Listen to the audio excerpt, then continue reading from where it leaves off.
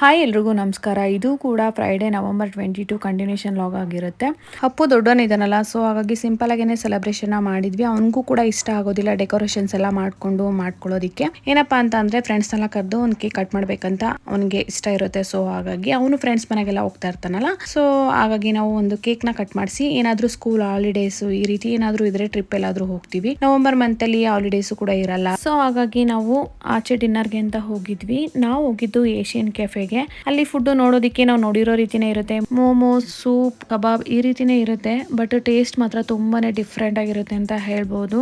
ಒಂದಷ್ಟು ಫುಡ್ ನ ಆರ್ಡರ್ ಮಾಡ್ಕೊಂಡಿದ್ವಿ. ಅದ ಹೆಸರನ್ನ ನಾನು ಮನೆಗೆ ಬರೋಷ್ಟರಲ್ಲೇ ಮರ್ತೋಗ್ಬಿಟ್ಟೆ. ಅಷ್ಟು ಡಿಫ್ರೆಂಟ್ ಆಗಿತ್ತು ನೇಮ್ ಎಲ್ಲ ಅಂತ ಹೇಳ್ಬೋದು. ನಮ್ಗೆ ಅಷ್ಟು ಸೂಟ್ ಆಗಲ್ಲ. ಅಂದ್ರೆ ಅವ್ರವ್ರ ಊಟ ಅವ್ರವ್ರ ಸ್ಟೇಟ್ ಆಗಿರ್ಬೋದು, ಅವ್ರವ್ರ ಕಂಟ್ರಿದಾಗಿರ್ಬೋದು, ಅವ್ರವ್ರಿಗೆ ಇಷ್ಟ ಆಗುತ್ತೆ.